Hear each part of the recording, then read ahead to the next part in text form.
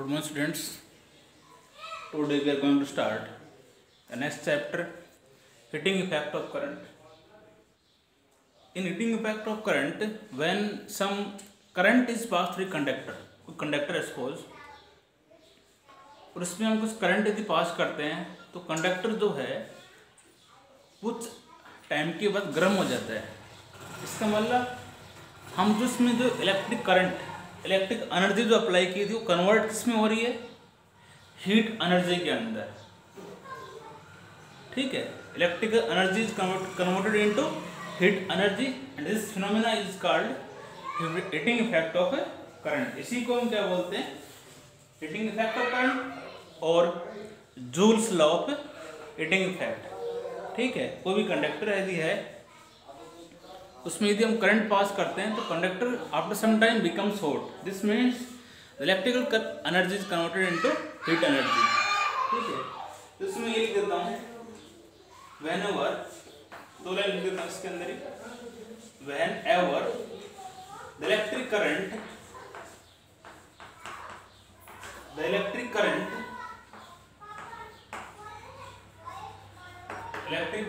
Is passed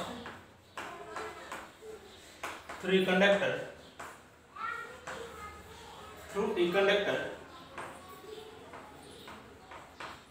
after some time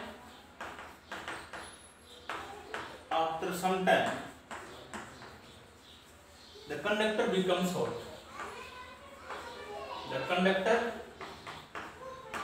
becomes hot. This means the electrical energy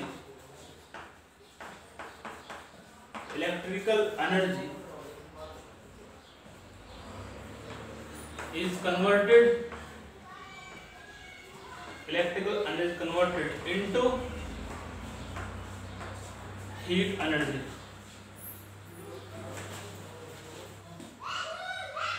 ठीक है, जब हम करंट यदि पास करते हैं कंडक्टर के क्रॉस तो कंडक्टर कुछ समय के बाद गर्म हो जाता है। इसका मतलब इलेक्ट्रिक एनर्जी जो है वो कन्वर्ट किस में हो जाती है, आपकी हीट एनर्जी कन्वर्ट हो जाती है। This effect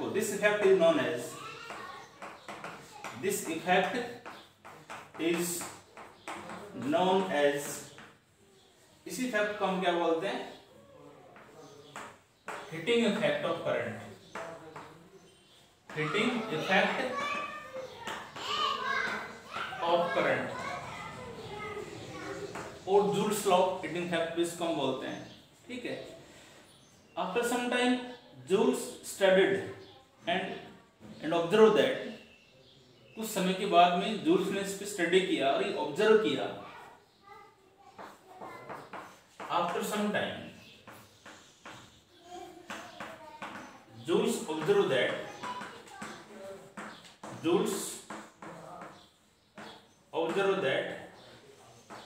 heat produced in a conductor depends, जो हीट प्रोड्यूस होती है किसी कंडक्टर के अक्रॉस वो डिपेंड करती है स्केल ऑफ इलेक्ट्रिक करंट, कितना उसमें करंट हमने फ्लो किया उस पर डिपेंड करेगा। इसका जितना करंट फ्लो करेगा उतना ज्यादा उसमें हीट डेवलप होगी। और एक डिपेंड करेगा रेजिस्टेंस ऑफ कंडक्टर, उस कंडक्टर का रेजिस्टेंस आपका क्या है। एक डिपेंड करेगा time for which current is flowing, कितने टाइम तक आपने उस कंडक्टर में करंट फ्लो किया। तीन फैक्टर्स पे आपका डिपेंड कर रहा है, स्केल ऑफ करंट, रेजिस्टेंस और time flow. From equation first, second and third, तीन फैक्टर्स को कंपेयर करते हैं तो जो हीट जो है आपकी है वो आपकी डिपेंड करेगी आई स्क्वायर आर टी के ऊपर। इसको हटाने के लिए कांस्टेंट लगा देते हैं हम, H इज इक्वल टू के आई स्क्वायर आर टी। के इज प्रोपोर्शनली कांस्टेंट और इसकी वैल्यू जो है हर सिस्टम में 1 होती है। एच जो है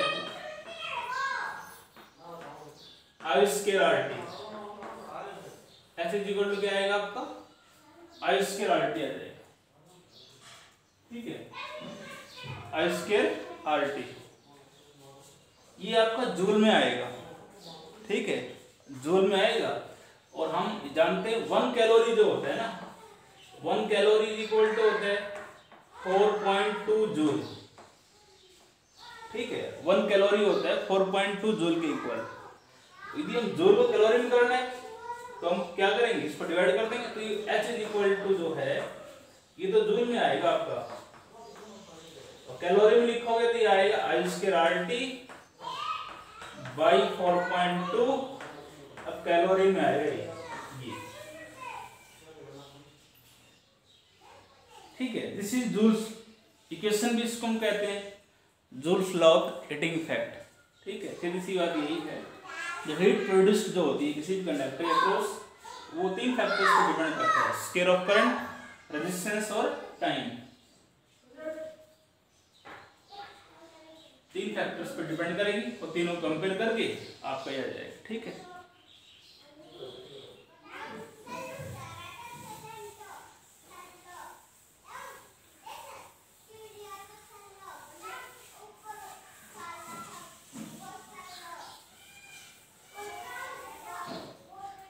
नेक्स्ट इसके अंदर आपका आता है heat produced by electric current. Heat produced by electric current.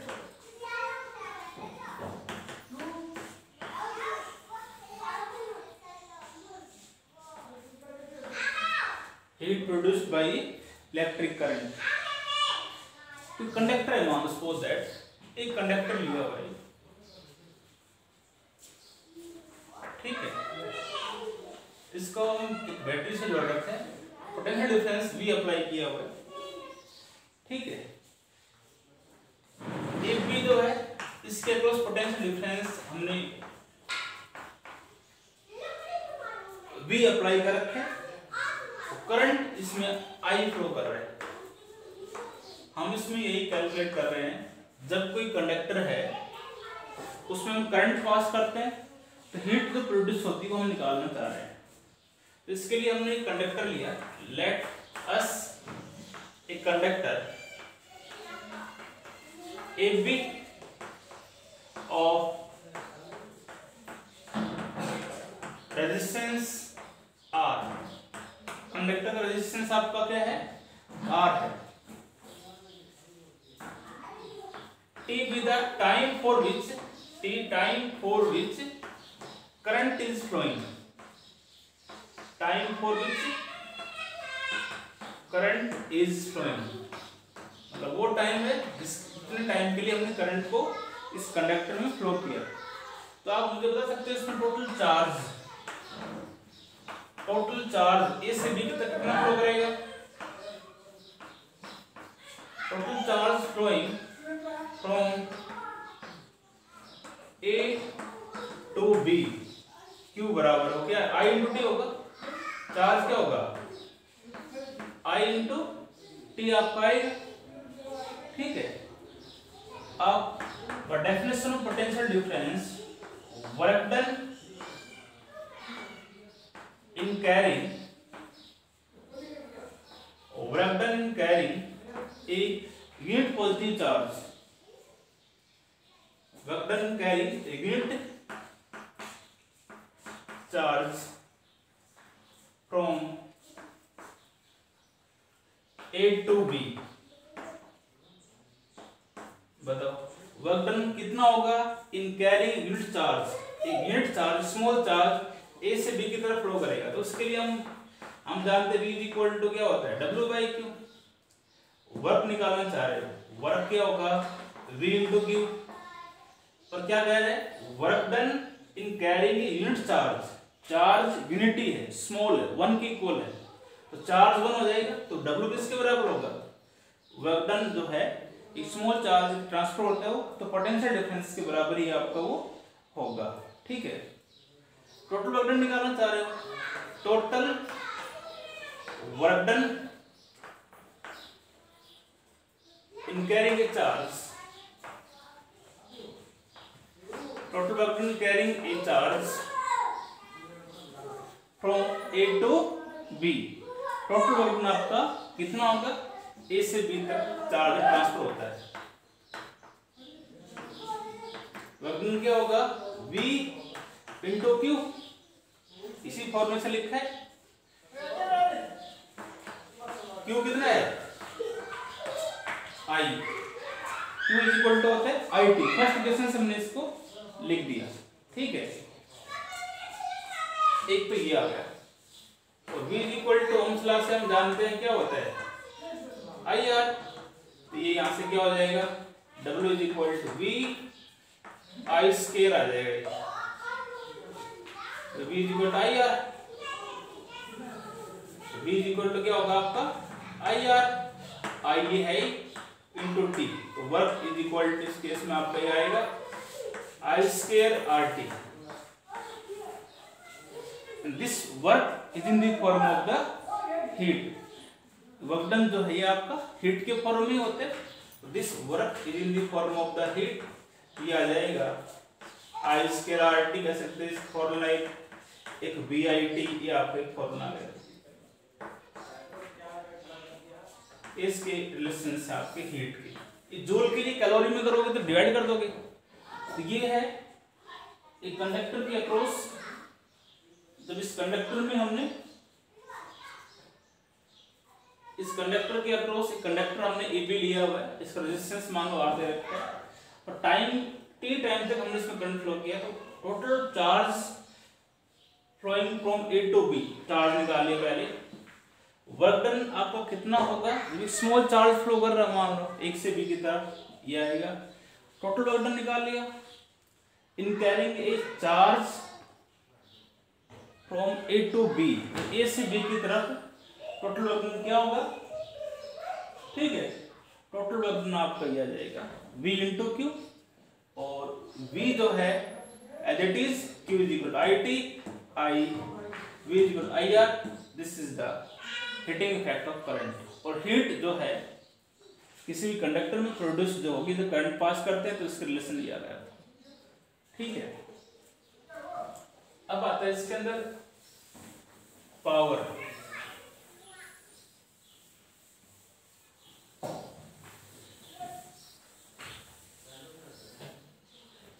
Electric power,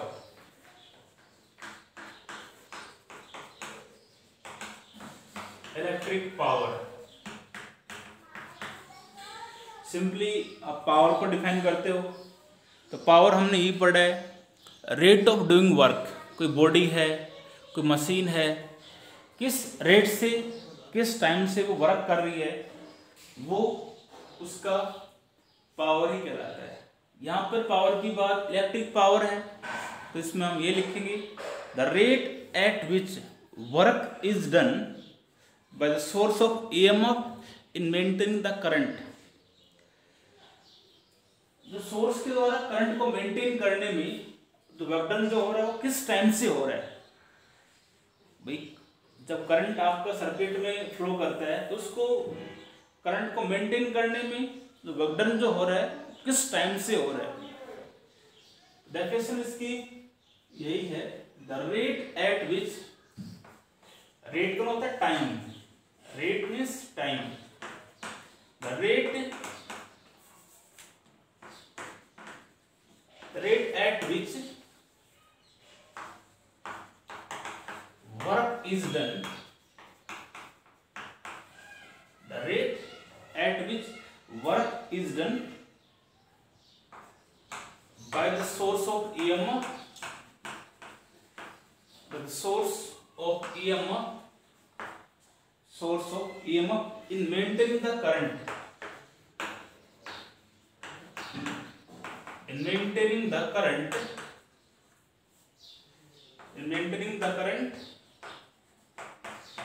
in electrical circuit, in an electrical circuit,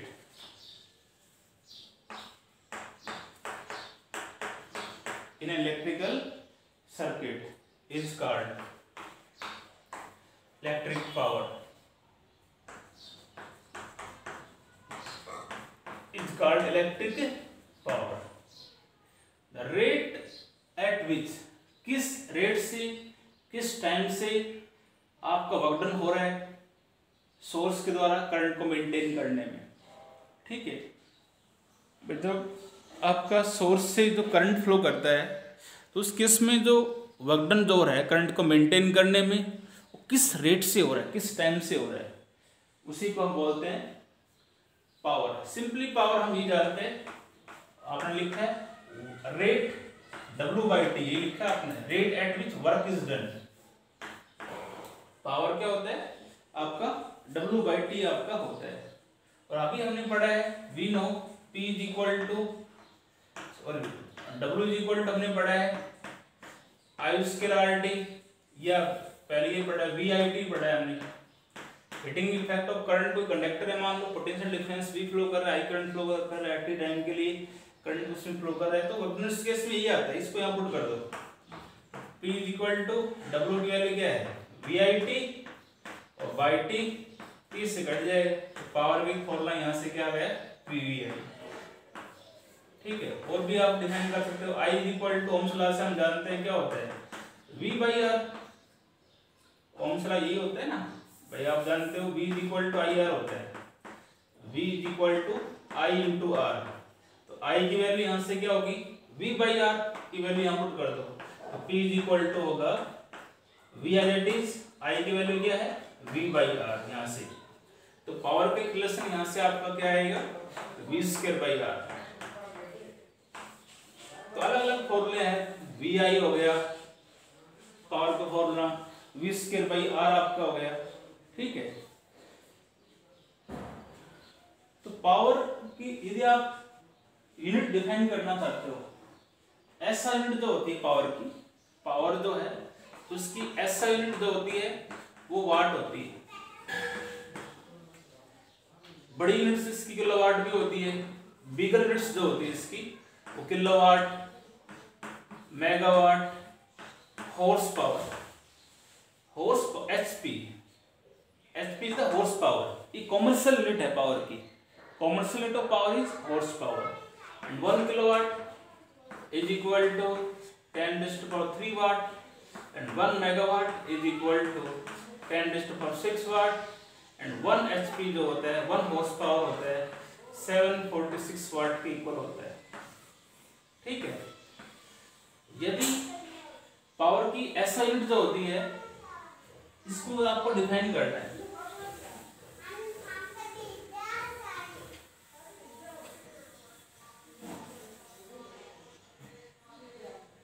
अब 1 वाट यदि आपको डिफाइन करना है, हम जानते हैं P इज इक्वल टू होता है VI, इससे भी कर सकते हो, W/T वाले फॉर्मूले से भी कर सकते हो। तो पावर की unit watt, V potential difference की यूनिट वोल्ट, करंट की यूनिट क्या होती है आपकी ampere.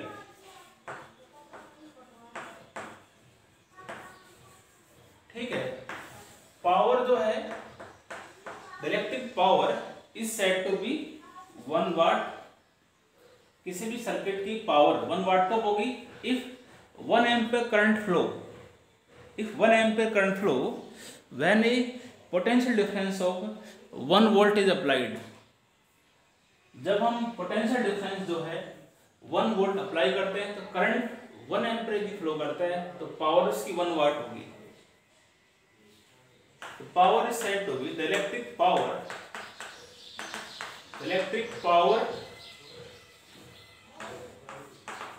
of a circuit is said to be 1 watt if 1 ampere current flow, if 1 ampere current flow when a potential difference of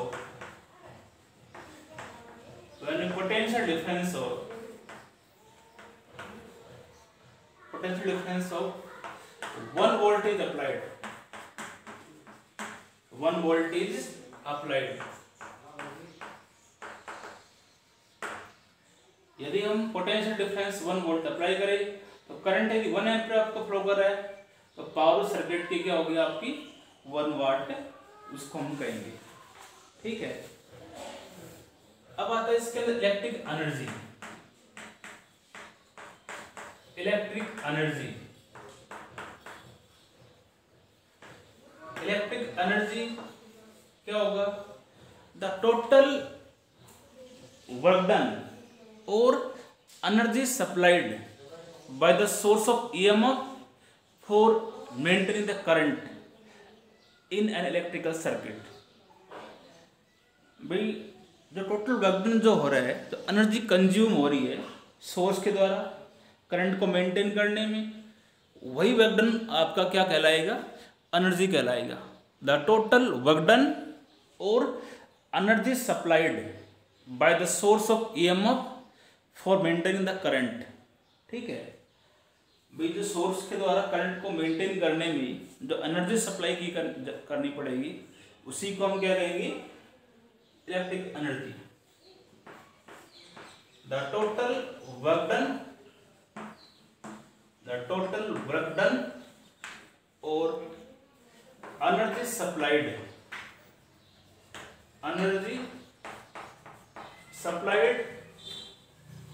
by the source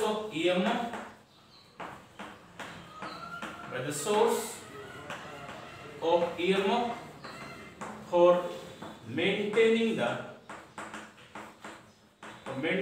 current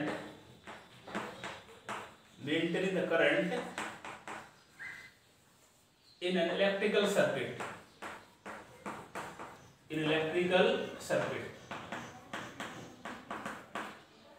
उसको हम क्या कहते हैं? इलेक्ट्रिकल सर्किट, उसको हम क्या कहते हैं? Electric energy. तो टाइम फॉर गिवन टाइम कह सकते हो, for a given time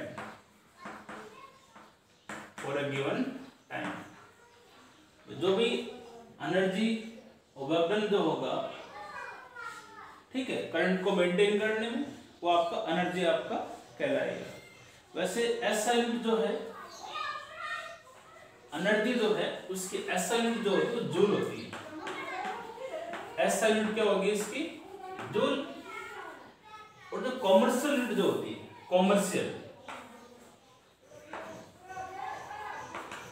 commercial unit जो होती है एनर्जी की, वो होती है किलोवाट आवर।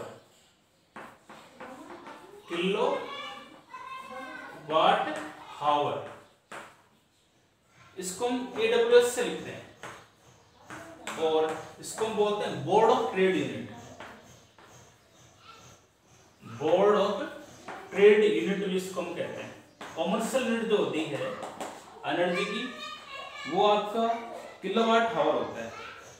1 किलोवाट आवर जो होता है ना, उसमें 3.6 × 10⁻⁶ जूल होते हैं। पीछे भी बताया था मैंने, 10 की बात है, फिर बार-बार नहीं लिखनी है। 1 किलोवाट आवर जो है उसमें इतना जूल होता है। अब यदि कोई भी सर्किट है उसकी एनर्जी 1 किलोवाट आवर यदि होती है तो उसको डिफाइन करना हो, डेफिनेशन इसकी जो है 1 किलोवाट आवर डिफाइन करना हो। 1 kilowatt hour, 1 kilowatt hour is the energy consumed when electrical appliances of power 1 kilowatt operate for 1 hour। कोई भी इलेक्ट्रिकल डिवाइस है, यदि उसकी पावर जो है वो तो है 1 किलोवाट और उस डिवाइस को 1 घंटे 1 आवर यदि हम उसको ऑपरेट करें, यूज करें, तो उसके द्वारा जो एनर्जी कंज्यूम होगी वो 1 किलोवाट आवर के बराबर होगी। तो 1 kilowatt hour is the energy consume 1 kilowatt hour is the energy consumed when an electrical appliances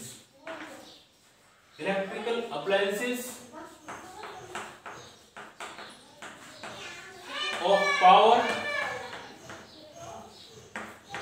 1 kilowatt operate for 1 hour.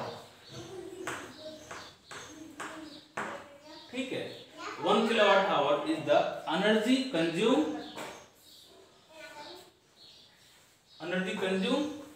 क्या लिखता हूं, ऑफ इलेक्ट्रिकल डिवाइस, क्या लिख देता हूं, ऑफ एन इलेक्ट्रिकल डिवाइस, ये बस आगे लिख दिया मैंने।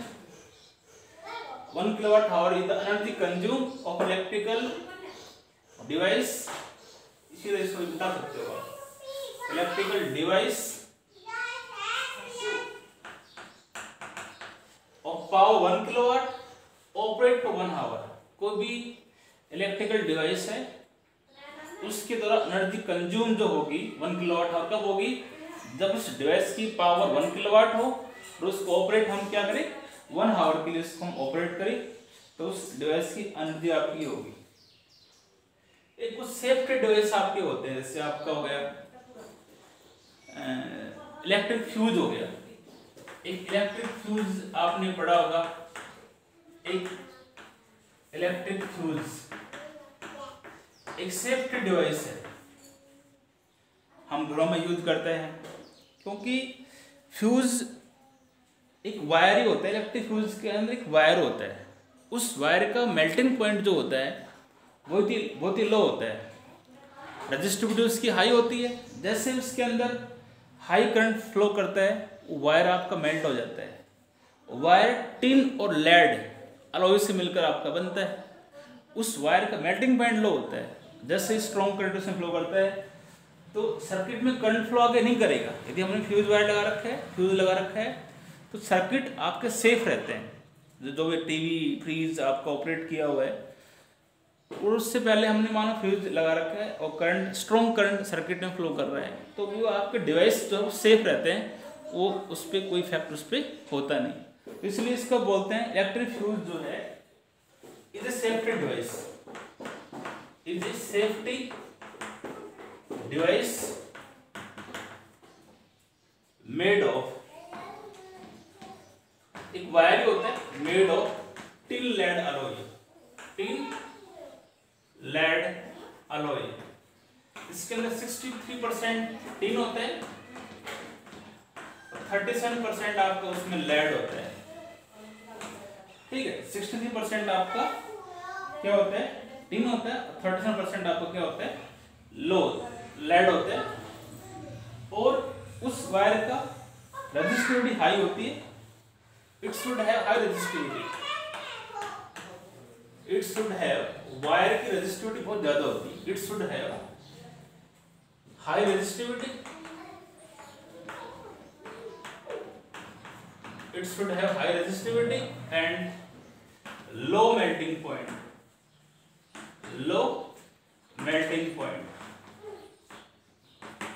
ठीक है। जैसे स्ट्रॉन्ग करंट है जिसमें फ्लो करता है तो वायर मेल्ट हो जाता है, तो सर्किट आपका क्या रहता है सेफ रहता है, इसलिए इसको हम बोलते हैं फ्यूज जो है, फ्यूज वायर जो होता है एक सेफ्टी डिवाइस आपका होता है, ठीक है। मेनली इसमें ये टॉपिक्स आपके आते हैं, इसके न्यूमेरिकल्स जो है सेकंड चैप्टर के, सेकंड किरचॉफ्स लॉ वाले और विट्स-ब्रिज पोटेंशियोमीटर वाले, और इसके ऊपर हम करते हैं नेक्स्ट वीडियो के अंदर, ठीक है। ध्यान करो आप, थैंक्स।